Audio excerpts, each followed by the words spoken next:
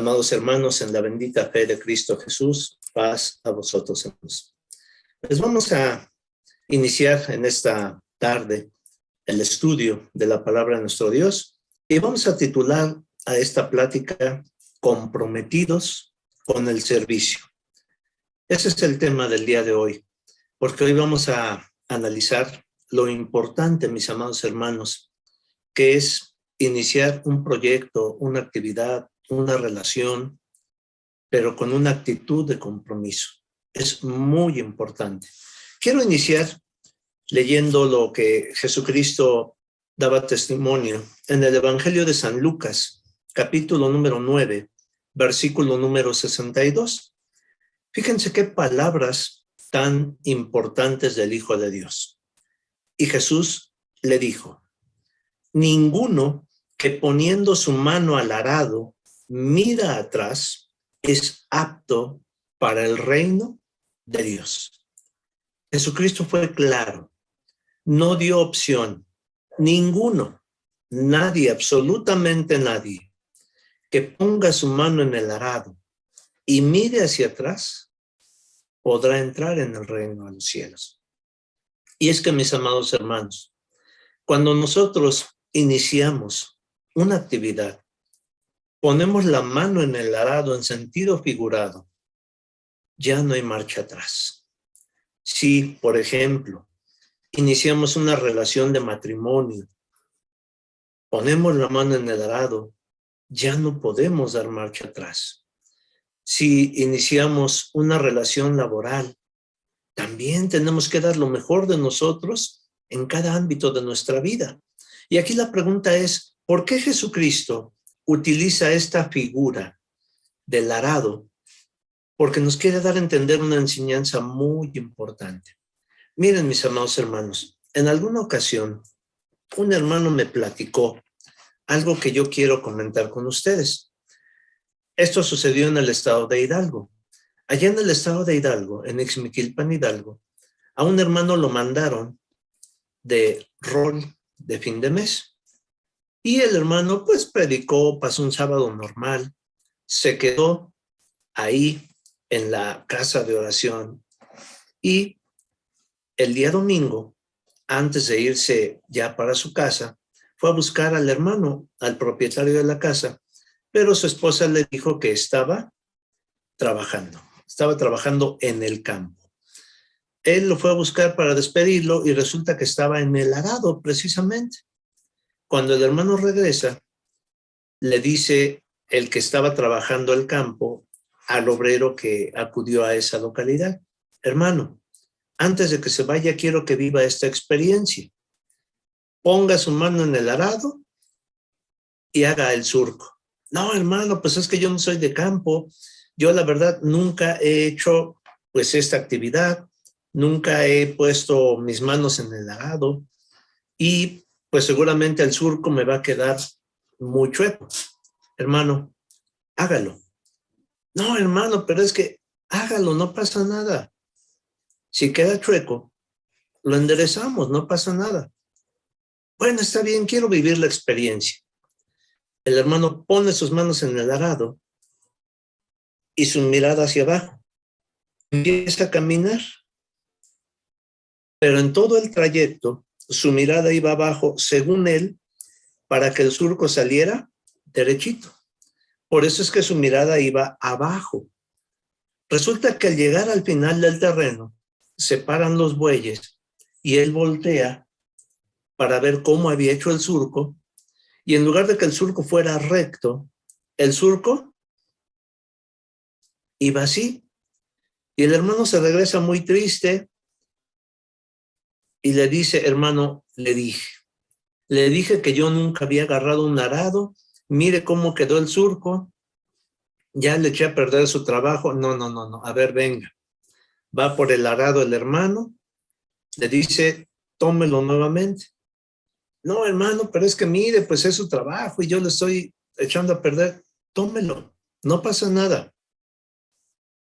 Toma nuevamente el arado y le dice el hermano: ahora no quiero que mire abajo, quiero que mire hacia enfrente.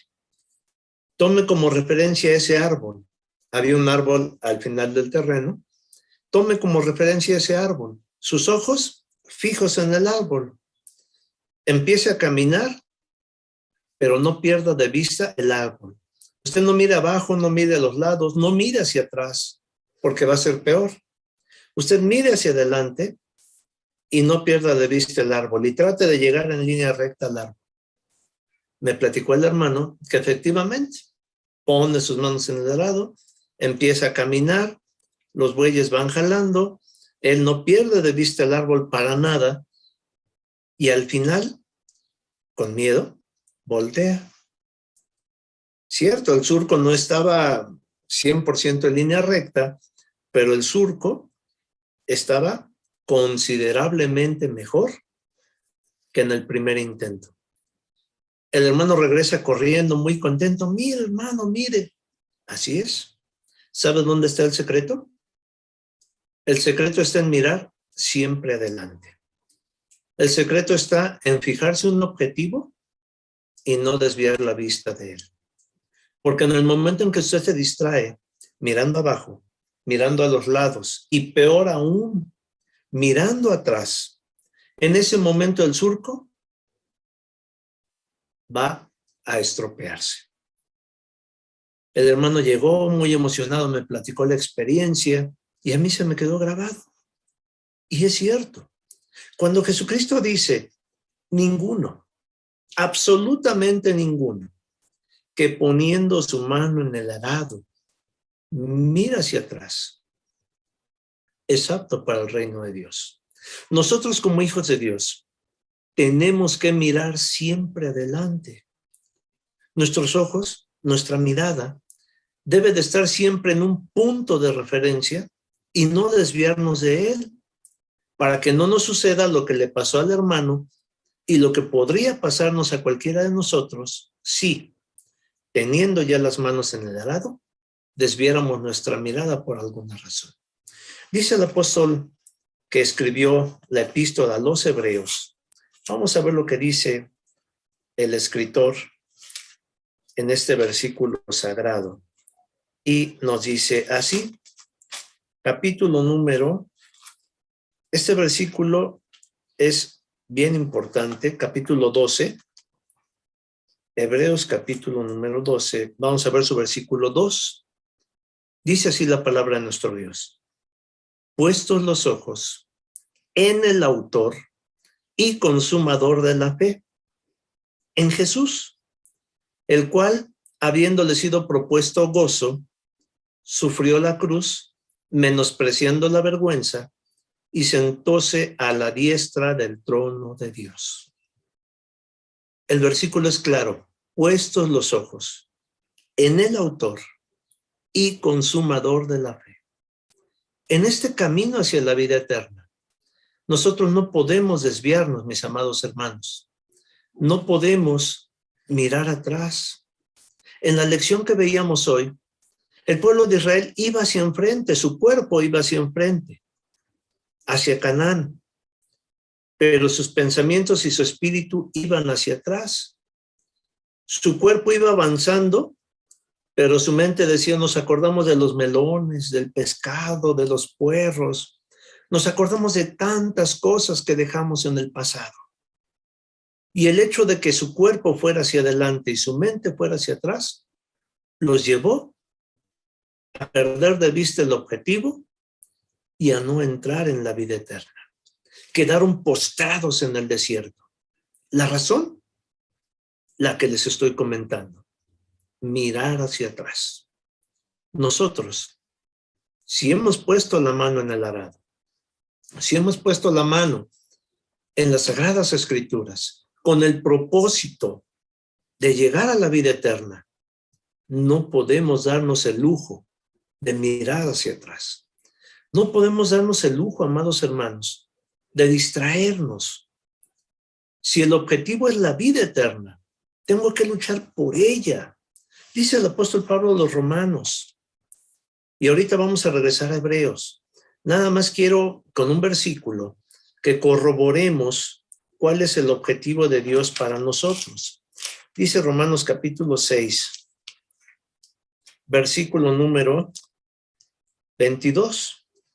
Vean el objetivo. Mas ahora, librados del pecado y hechos siervos a Dios, tenéis por vuestro fruto la santificación y por fin la vida eterna. Tenemos por fin, por meta final, por propósito, la vida eterna. No debemos de desviar nuestra mirada. Nuestro reto como hijos de Dios, para hacer que todo valga la pena, es la vida eterna. Yo puedo militar 5, 10, 15, 30, 40 años en la iglesia.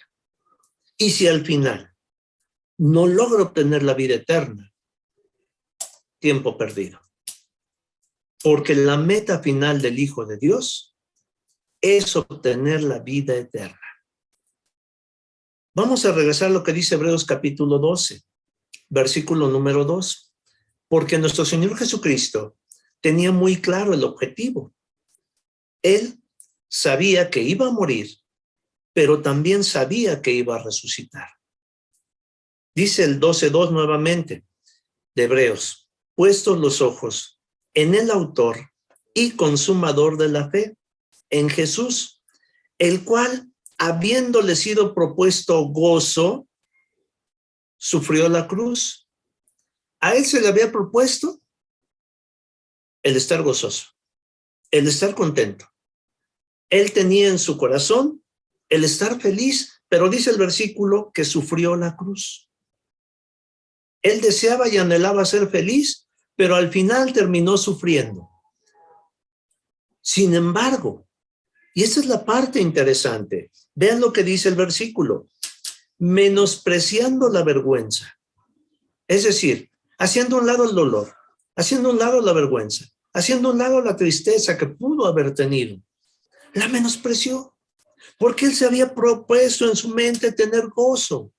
Y ese gozo siempre estuvo presente en su mente. Por eso es que cuando llega la cruz, por eso es que cuando llega el dolor, él lo menosprecia. Y dice el versículo en la parte final, que gracias a ello pudo sentarse a la diestra del trono de Dios. Como él tenía bien claro su objetivo, que era sentarse a la diestra del Padre nuevamente, por eso él, mis amados hermanos, se dispuso en su mente a hacer todas las cosas con gozo. Él dispuso en su mente que no importando todo lo que él habría de padecer, él tenía que estar y volver al lado del Padre. Su meta estaba clara. Y el sufrimiento y el dolor que él pasó no fueron suficientemente fuertes como para desviarlo de su objetivo. Dice el siguiente versículo, versículo número 3. Y son cosas que el Hijo de Dios vivió. Y son enseñanzas muy grandes y muy profundas que él tiene para nosotros. Miren lo que dice el versículo. Reducid, pues, a vuestro pensamiento a aquel que sufrió tal contradicción de pecadores contra sí mismos, porque no os fatiguéis en vuestros ánimos desmayando. Nosotros como hijos de Dios, a lo largo de nuestra estancia en esta vida, vamos a padecer sufrimiento, vamos a padecer tribulación, angustia, enfermedad. Ahorita, mis hermanos, sobre el mundo está una plaga que está cobrando vidas, una plaga que está cobrando una factura muy alta, porque muchos se enferman, algunos terminan con secuelas, terminan sin trabajo, terminan hasta en depresión. Hay muchos jóvenes, sobre todo, que a causa del encierro están padeciendo depresión. Sin embargo, el versículo nos aconseja, reducid pues vuestro pensamiento a aquel que sufrió tal contradicción de pecadores. Es decir, no pienses en el futuro. No pienses, ¿y ahora qué voy a hacer? No pienses, ya volvió a subir la ola de contagios. Ese es el efecto rebaño. Ahorita tiene que haber muchos contagios. Pero no pienses en eso, hermano. hermana, reduzca usted su pensamiento a aquel que sufrió tal contradicción de pecadores. Él, cuando llegó el momento de padecer, él redujo su pensamiento a querer volver al lado del Padre. Y ese anhelo y ese deseo lo llevó al final a lograr su objetivo. El propósito de Dios al crear al hombre es que el hombre goce cada instante de su vida. Dios puso en un principio al hombre en el huerto del Edén, donde lo tenía todo. Único trabajo que tenía era, en principio, ponerle nombre a los animales. Ya posteriormente tuvo que trabajar la tierra, pero el hombre creó al hombre pensando siempre en que el hombre se gozara, al grado que llegó un momento en que dijo, no es bueno que el hombre esté solo, voy a hacerle una ayuda idónea para que él se sienta contento, porque el gozo del hombre es el gozo de Dios. Sin embargo, cuando llega la tribulación, cuando llega la angustia en nuestra vida y perdemos de vista el objetivo y hacemos las cosas con pesar y hacemos las cosas con angustia, con tristeza, con desespero, el hombre deja de gozar. Dice la Escritura en el libro de los Salmos, capítulo número 40. Cierto, estamos viviendo una etapa por demás difícil, hermanos, pero debemos de aprender a seguir adelante. ¿Cómo? Dice Salmo 50, Salmo número 40, versículo número 8. Mire usted lo que dice el versículo. El hacer tu voluntad, Dios mío, hame agradado, y tu ley está en medio de mis entrañas. Ojo, hacer tu voluntad hame agradado. La pregunta sería, una pregunta de reflexión para cada uno de nosotros. Enero del 2022. Nos agrada hacer la voluntad del Padre. Es una pregunta, cualquiera podría decir, claro, hermano, pues ¿qué pregunta es esa? Por supuesto que nos agrada, pero es una pregunta profunda. Es una pregunta que implica que meditemos, porque miren, en algunos lugares se abrieron las casas de oración ya desde algunos meses atrás, en otros países.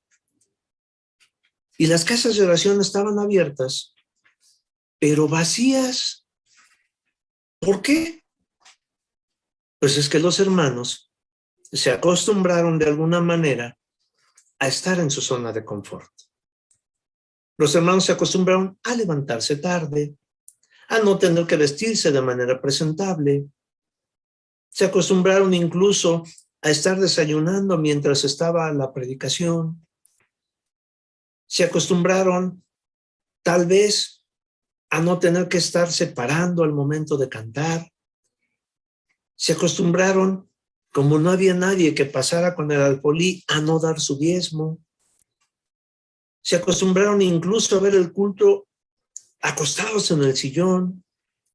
Y cuando se reaperturan las casas de oración y hay que volver a lo de antes, levantarse más temprano, poner la comida, salir cargando la bolsa de comida, salir cargando la bolsa de Biblias, tomar el transporte público para los que no tienen vehículo, llegar a la casa de oración, ya no voy a estar en la comodidad de mi sillón, ahora voy a estar en una banca de madera, ahora ya no puedo entrar y salir o distraerme con el celular porque me están viendo.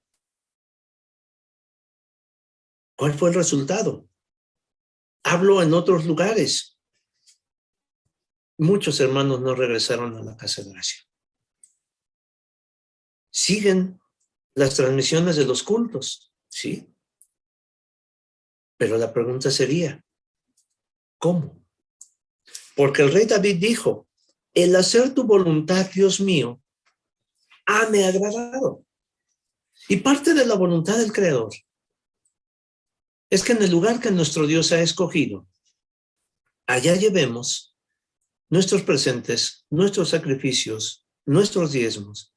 Por las circunstancias, por ejemplo, aquí en la Ciudad de México, no hemos podido abrir como en condiciones normales por las circunstancias de esta misma enfermedad.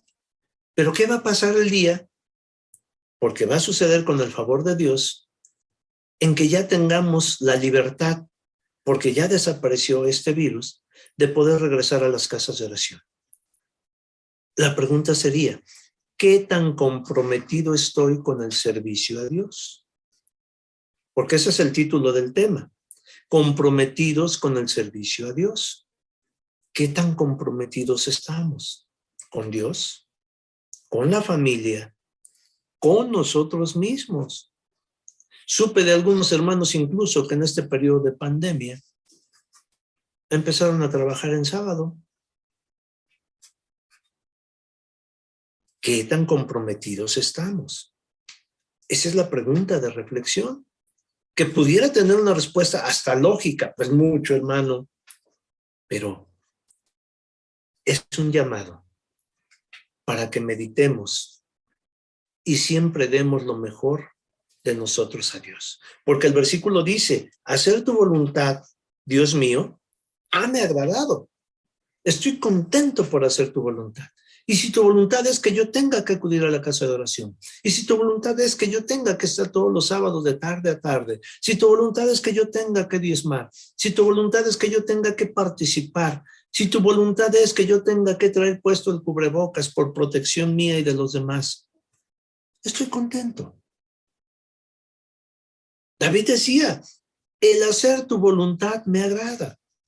Si en este momento la voluntad de Dios es que nos protejamos con el cubrebocas, la sana distancia, el gel, hagámoslo con amor.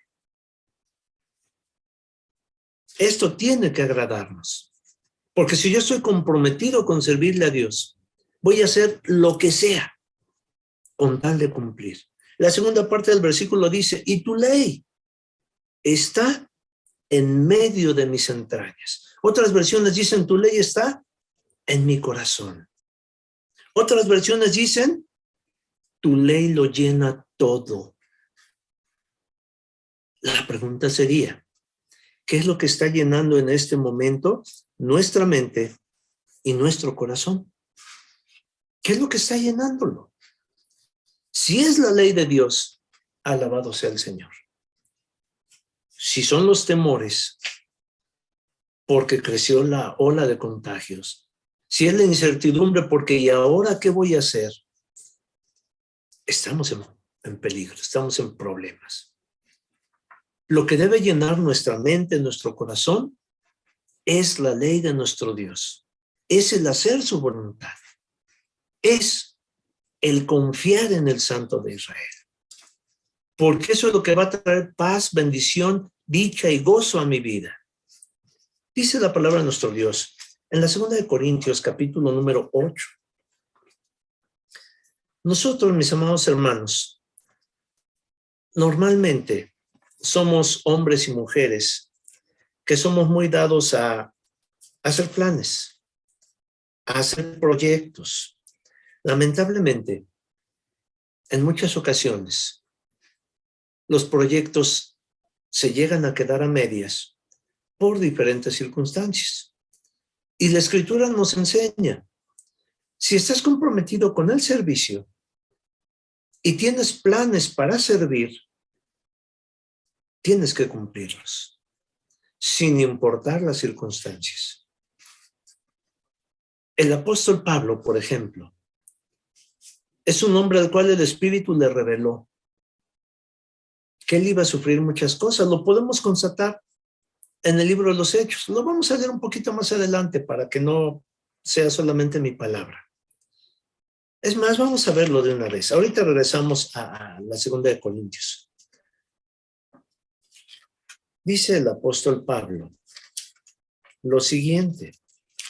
Y esto debe de servirnos a nosotros como un aliciente muy importante que debemos tomar en nuestra vida, porque ya se nos fue anunciado que esto tiene que suceder así. Miren, Hechos, capítulo número 20, dice así el versículo número 18. Y cuando vinieron a él, les dijo: vosotros sabéis cómo, desde el primer día que entré en Asia, he estado con vosotros por todo el tiempo, sirviendo. ¿Se acuerdan que el título es comprometidos con el servicio? Pablo dice, sirviendo al Señor con toda humildad y con muchas lágrimas y tentaciones que me han venido por las acechanzas de los judíos. Como nada que fuese útil, he rehuido de anunciaros y enseñaros públicamente y por las casas, testificando a los judíos y a los gentiles arrepentimiento para con Dios y la fe en nuestro Señor Jesucristo. Y ahora, ligado yo en espíritu, voy a Jerusalén sin saber lo que allá me ha de acontecer, mas que el Espíritu Santo por todas las ciudades me da testimonio diciendo que presiones y tribulaciones me esperan. El Espíritu Santo me dice constantemente, Pablo, vas a sufrir. Pablo, vas a ser atribulado. Pablo, si tú vas allá, te va a pasar esto. Si tú vas allá, vas a ser encarcelado. Oigan, si a mí me dicen, si haces tal o cual cosa, te va a ir así de manera negativa, pues sí me pondría a pensar, bueno, si el ir allá va a traer confusiones y conflictos a mi vida, pues mejor no voy. Pero Pablo tenía perfectamente claro su objetivo. Y él dice, yo no he rehuido de anunciaros públicamente y por las casas el evangelio. Y dice en el versículo 24, a pesar de que el Espíritu Santo le anunciaba que prisiones y tribulaciones le esperaban, en el versículo 24, él hace una manifestación suprema de fe. Mas de ninguna cosa hago caso, ni estimo mi vida preciosa para mí mismo, solamente que acabe mi carrera con gozo y el ministerio que recibí del Señor Jesús para dar testimonio del evangelio de la gracia de Dios. Pablo estaba tan comprometido con el servicio que a él no le importaba padecer. Pablo estaba tan comprometido con el servicio que él decía, no importa. Y si tengo que sufrir, y si tengo que morir, me muero. Jesucristo, lo mismo. ¿Se acuerdan qué le dijo a Pedro? Cuando Pedro trató de impedir que él fuera a Jerusalén, quítate de mí, Satanás, me eres escándalo. Jesucristo le llamó la atención y le dijo, Satanás, porque te estás interponiendo en mi voluntad, en mi deseo de ofrecer mi vida por todos. Ellos estaban totalmente comprometidos con el servicio. Y está anunciado también para nosotros ahora, enero del 2022.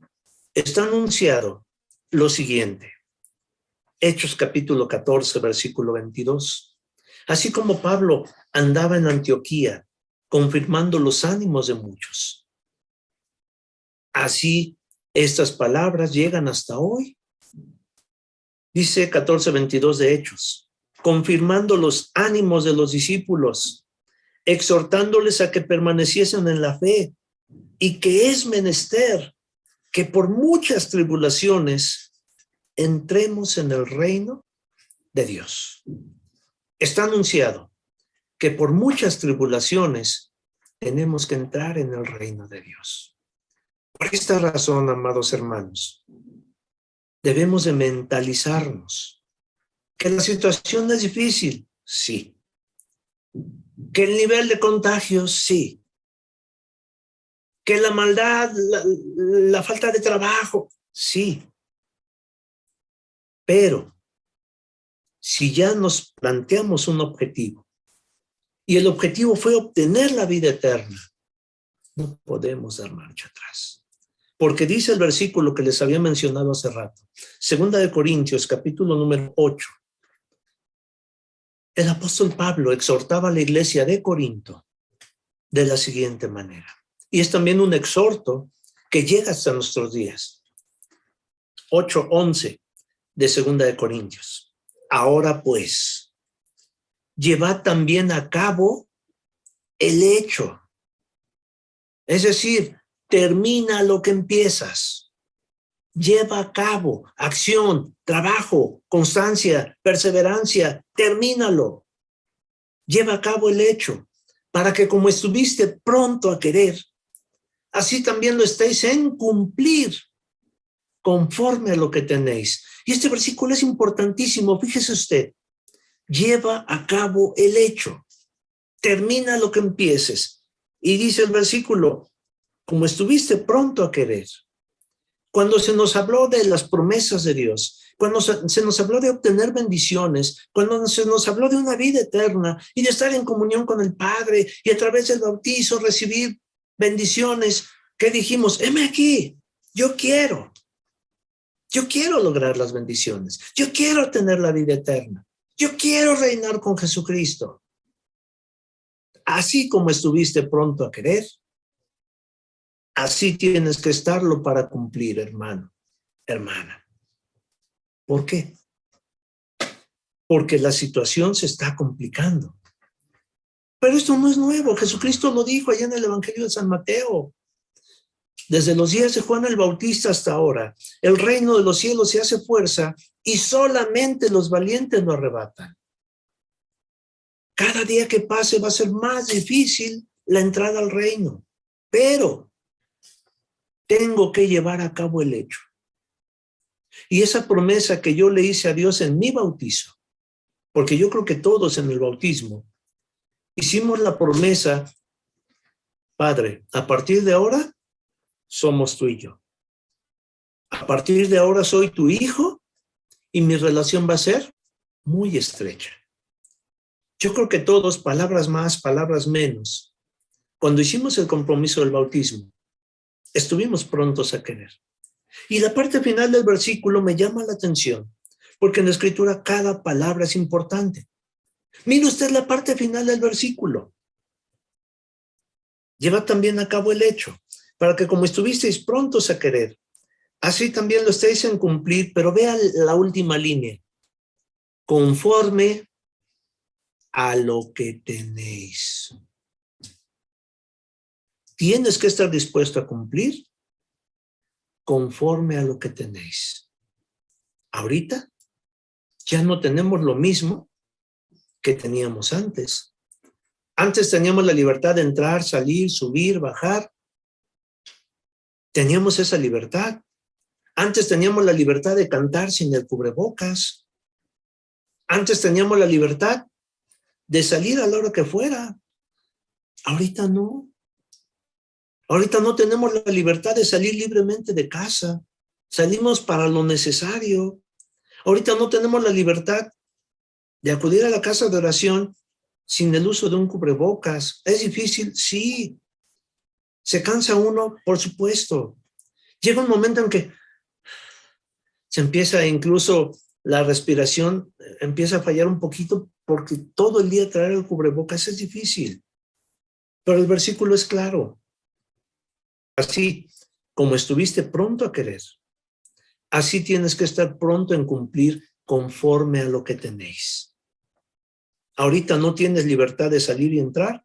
De todos modos, te comprometiste a servir, sírvele. Ahorita no tienes la libertad de respirar como antes, sírvele. Ahorita no tienes la libertad de abrazar a tus hermanos y de estrechar sus manos como antes, de todos modos, sírvele. Porque ese es el pacto que hicimos con Dios. Al final, detrás del querer y el hacer, está Dios. Dice la epístola a los Filipenses, capítulo número 2.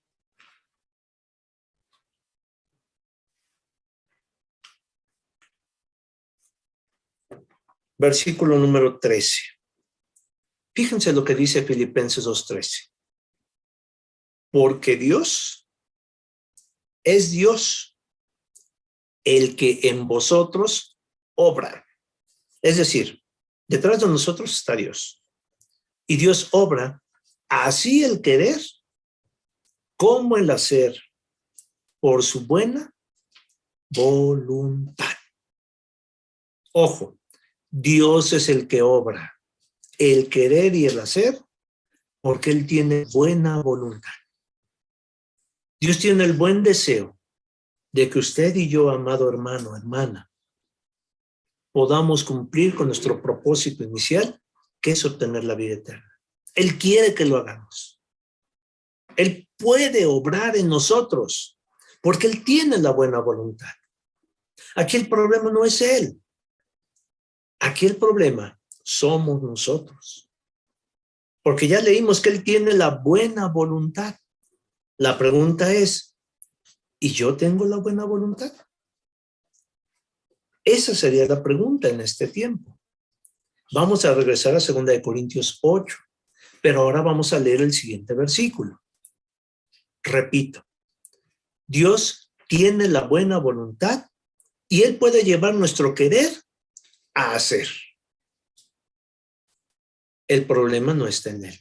El problema está en que yo tenga la misma voluntad. 8:12 de 2 Corintios. Ya vimos que en el 11 se nos invita a llevar a cabo el hecho, pero en el 12 dice, porque si primero hay la voluntad pronta, la voluntad de nosotros, será acepta por lo que tiene y no por lo que no tiene. Porque no digo esto para que haya en vosotros desahogo y para vosotros apretura, sino para que en este tiempo con igualdad vuestra abundancia supla la falta de ellos. El versículo es claro. Si primero hay la buena voluntad. En Dios ya vimos que hay la voluntad. Y Él puede convertir nuestro querer en hacer, porque tiene voluntad. Nosotros tenemos la buena voluntad. O este periodo de 2 años de prueba ha terminado con nuestra buena voluntad. Es algo en lo que yo quiero que meditemos, porque es necesario, mis amados hermanos. Porque esta es una preparación para lo que habrá de venir en un futuro. Ahorita aún podemos salir si utilizamos el cubrebocas. Va a haber un día, así lo dice el profeta. Son versículos que ustedes conocen. Irán errantes de mar a mar buscando ese pan espiritual. ¿Y qué va a suceder? No lo hallarán. Ahorita tenemos la libertad de poder estar conectados en esta transmisión para hacer la voluntad. Tenemos el querer y Dios ha puesto los medios para hacer. Y esta es una prueba de lo que les estoy diciendo. Cierto, no podemos entrar y salir ni acudir a las casas de oración en algunos lugares, pero Dios nos ha abierto la puerta para que nuestro querer servir se convierta en un hacer y estemos atrás de esta pantalla. Pero Dios permita que el estar tanto tiempo atrás de una pantalla no empiece a terminar con nuestro querer. Y ahora, cuando se aperturen las casas de oración, prefiramos estar en la comodidad de las casas. Porque qué tan comprometidos estamos con el servicio. Dice la palabra de nuestro Dios en el libro de Job, capítulo número 14. Este versículo me llama mucho la atención porque de alguna manera refleja una palabra que aquí en México conocemos bien. Fíjense lo que dice Job 14, versículo 15. El versículo dice, aficionado a la obra de tus manos, llamarás y yo te responderé. Job era un verdadero aficionado a la obra de las manos de Dios. Y Dios lo sabía. Dios sabía que Job era un verdadero aficionado. ¿Qué entendemos por aficionado? hablemos un poquito del deporte que practica el mundo. Hasta hay un comentarista que dice, aficionados que viven la intensidad del fútbol. Un aficionado es aquel que tiene puesta la camiseta. Un aficionado es aquel que está apoyando siempre su causa, la causa de su equipo. Y que cuando su equipo pierde hasta llora. Y cuando su equipo gana, festeja como si él hubiera sido el que anotó el gol del triunfo. Ese es un aficionado. Aquel que vive con pasión todo lo que hace. Job era un aficionado a la obra de las manos de Dios. Y si hay alguien que escribió de la creación de Dios, de la obra de las manos de Dios, ese fue Job. Cuando Dios mira que nosotros somos aficionados a algo y tenemos pasión por algo, Dios nos obsequia sabiduría para que esa pasión, para que esa afición se fortalezca y crezca. Job, podemos verlo en muchos de sus capítulos, nos habló del granizo, de la nieve, nos habló de los tipos de nubes, nos habló de los planetas, nos habló del agua, del ciclo del agua, de las estaciones, de las estrellas, de las constelaciones. Como Job era un aficionado a la obra de las manos de Dios, Dios le reveló grandes misterios. La pregunta sería para usted y para mí. ¿Somos aficionados? ¿Tenemos pasión por el servicio?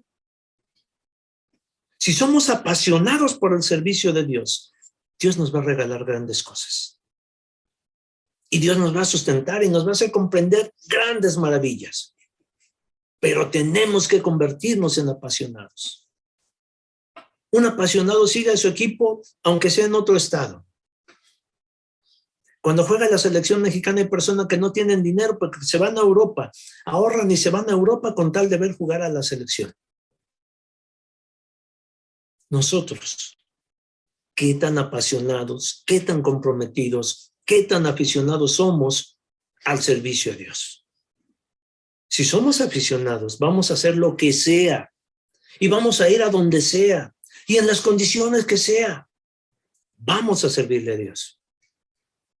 La parte final del versículo dice, soy aficionado a la obra de tus manos, tú me llamarás y yo te voy a responder y te voy a decir, heme aquí. ¿Ha escuchado usted, mi hermano, mi hermana, el llamado de Dios? Si lo ha escuchado, dígale, heme aquí. A donde tú me digas, como tú me digas, en las circunstancias que tú me digas, heme aquí. Eso es estar comprometido con el servicio. Dice la Escritura en la tercera epístola de Juan.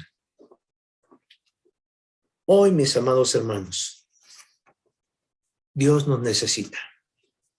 Hoy Dios necesita verdaderos apasionados. Dios necesita aficionados a la obra de sus manos. Y una parte, la parte más importante de la obra de Dios, no son los grandes astros del cielo, como tal vez pudiéramos pensar. Qué más majestuoso y maravilloso que el imponente astro rey.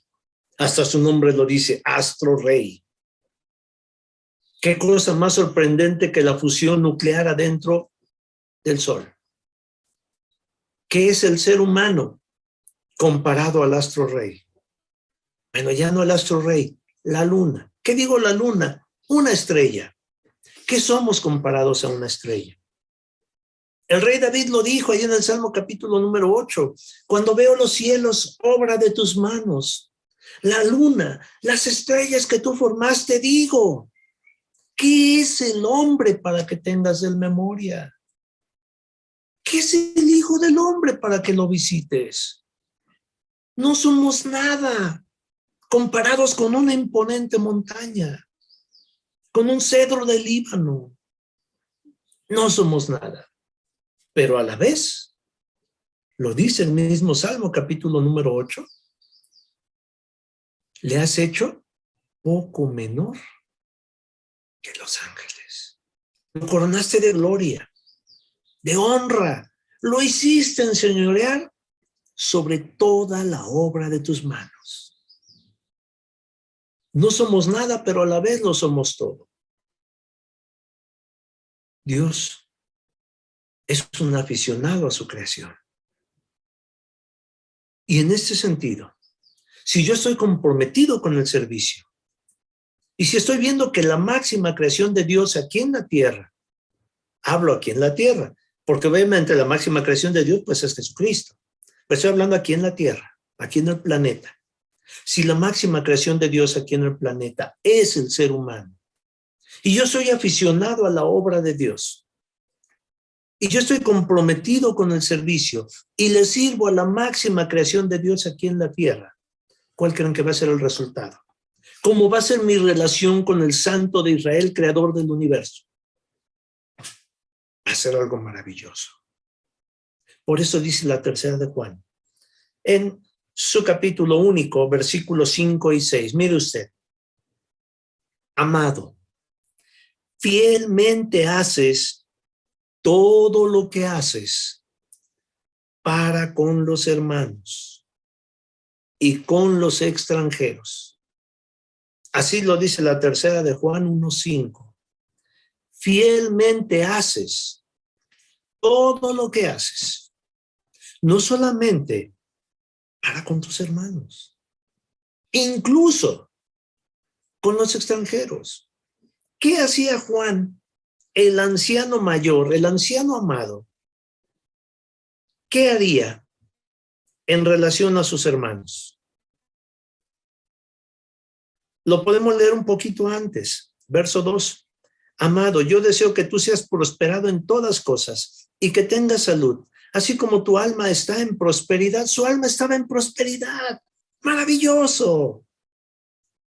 Tal vez no había riqueza material, pero su alma estaba en prosperidad. Tenía mucho amor para dar, tenía mucho amor para compartir, tenía tanto que dar a la iglesia, que este anciano amado lo hacía, al igual que Gayo, uno de sus consiervos.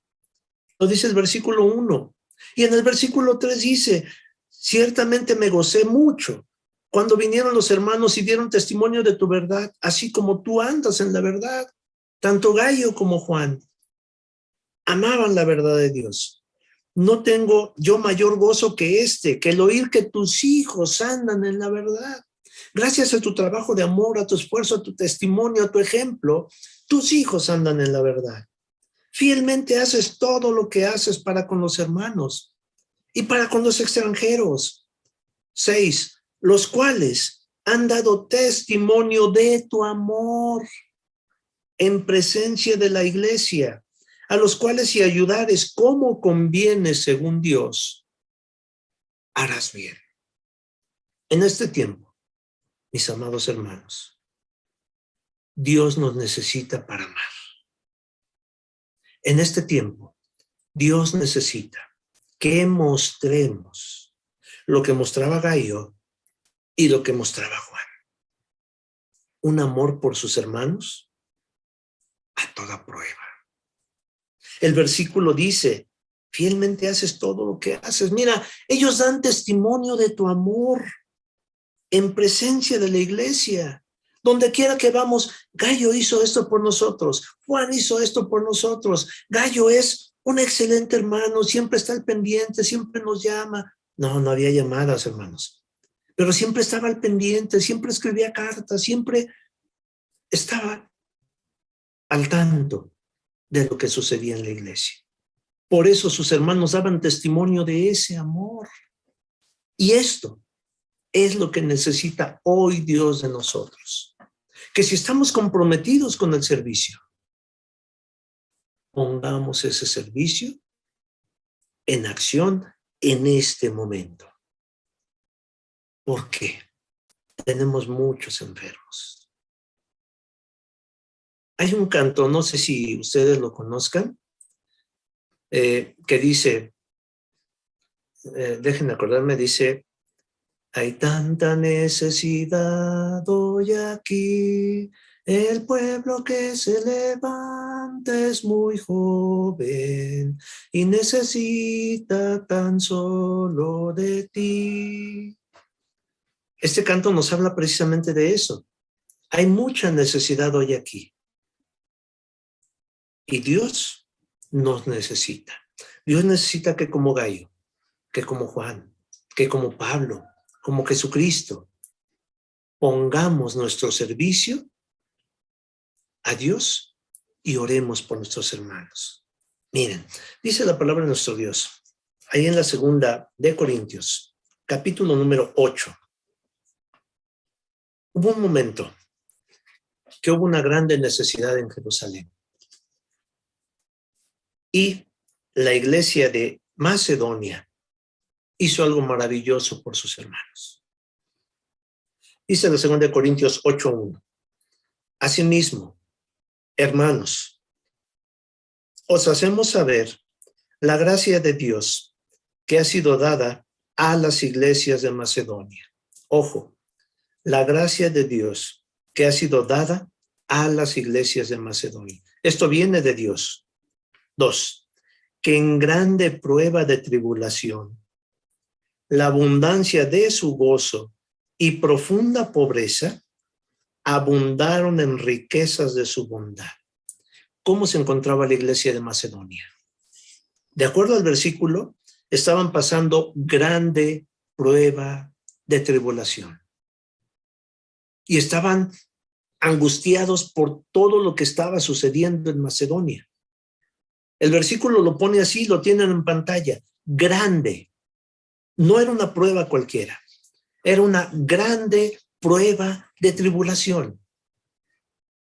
Pero ¿qué hizo la iglesia de Macedonia cuando esta grande prueba de tribulación llegó a sus vidas? Dice el versículo, la abundancia de su gozo. Y aquí parece un anacronismo, parece algo que no tiene sentido. El anacronismo tiene que ver con el tiempo, me confundí. Parece algo que no tiene sentido el decir, estoy pasando por una grande tribulación, pero estoy gozoso. Sin embargo, mis amados hermanos, esta iglesia de Macedonia, en medio de su tribulación, dice que abundó su gozo. Y su profunda pobreza no era una pobreza cualquiera.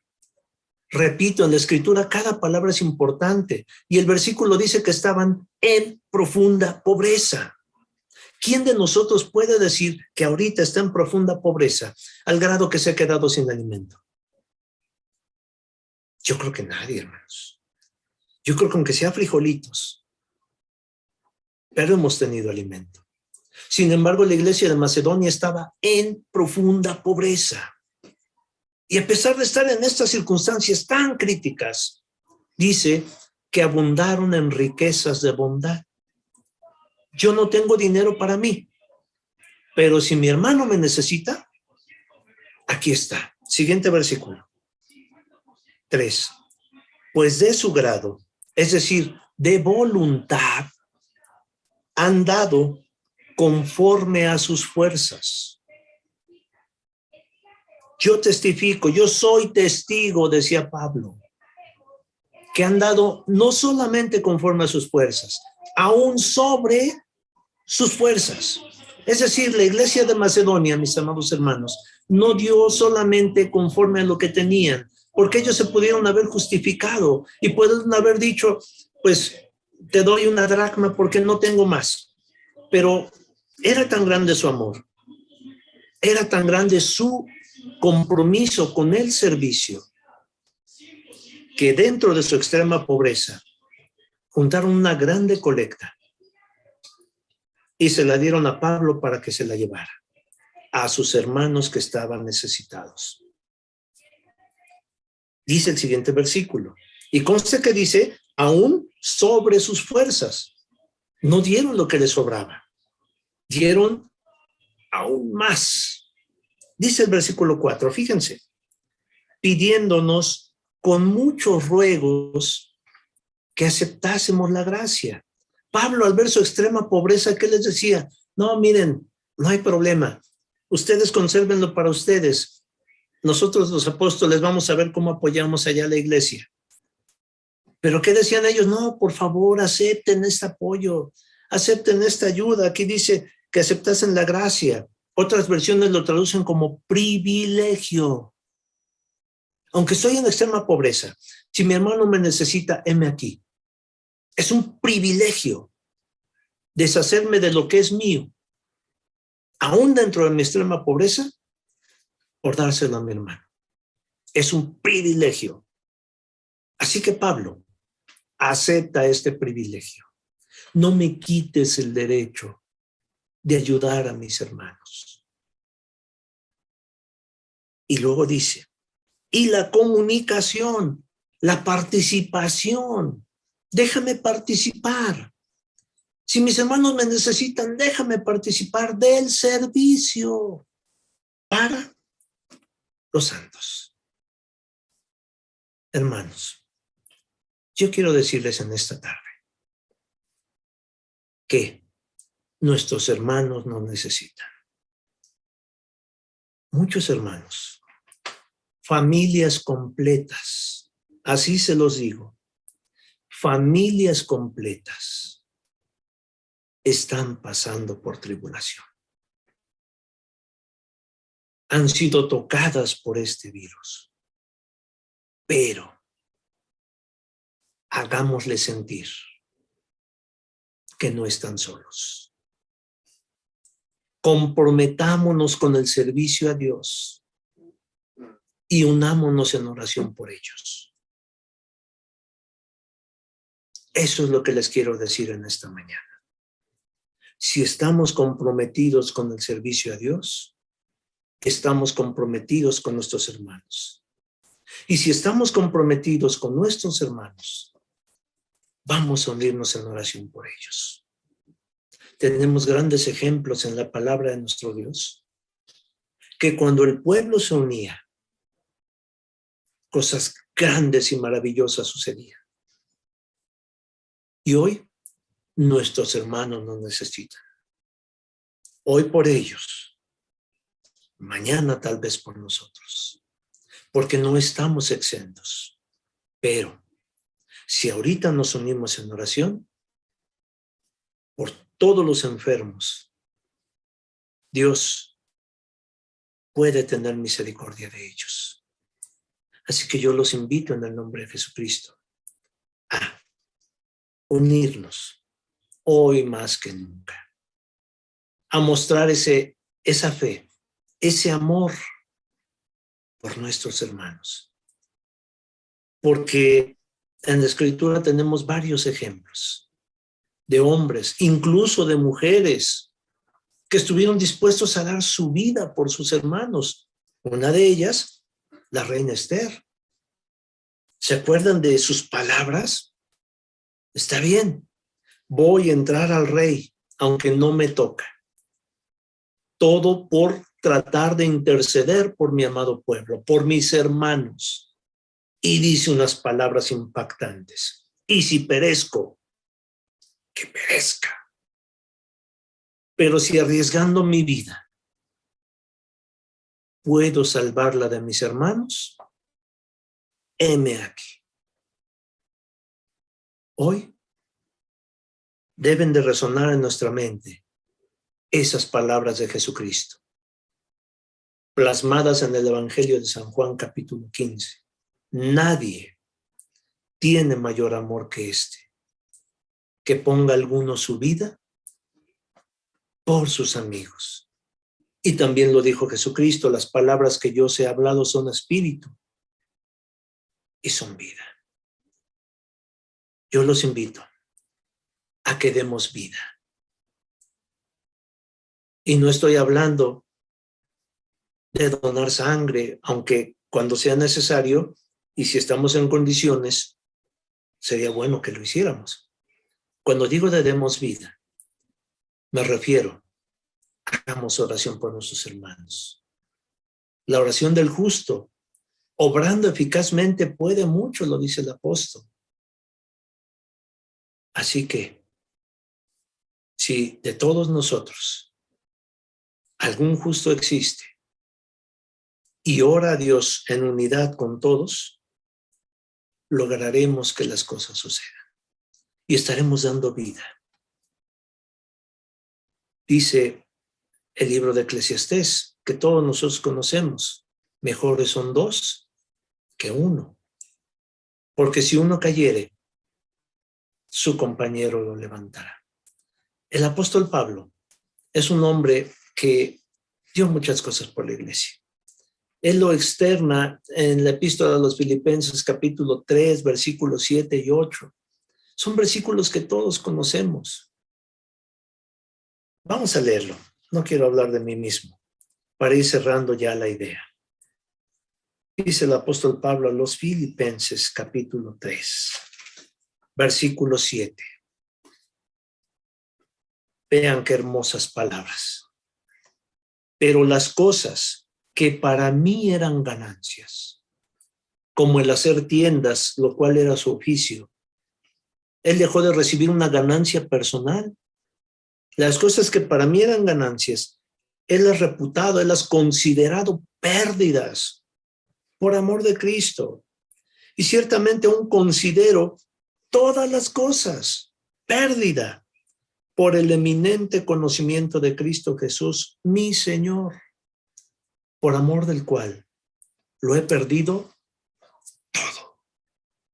todo, y téngolo por estiércol para ganar a Cristo. La invitación es no a que perdamos todo, porque Dios nos sustenta. La invitación es a que perdamos 10, 15, 20 minutos de nuestro tiempo, y perder, entre comillas, más bien diría, a que invirtamos 10, 15, 20 minutos diariamente y oremos por nuestros hermanos enfermos. Que invirtamos algún mensaje de texto. Hermano, sé que estás enfermo, pero mira, estoy orando por ti. Hermano, te amo. Y en estos momentos tan críticos, no estás solo. Tus hermanos estamos contigo. Un mensaje así, en un momento en el cual a veces la soledad impacta y pesa más a veces que la misma enfermedad, puede cambiar una vida. Es momento de cerrar filas.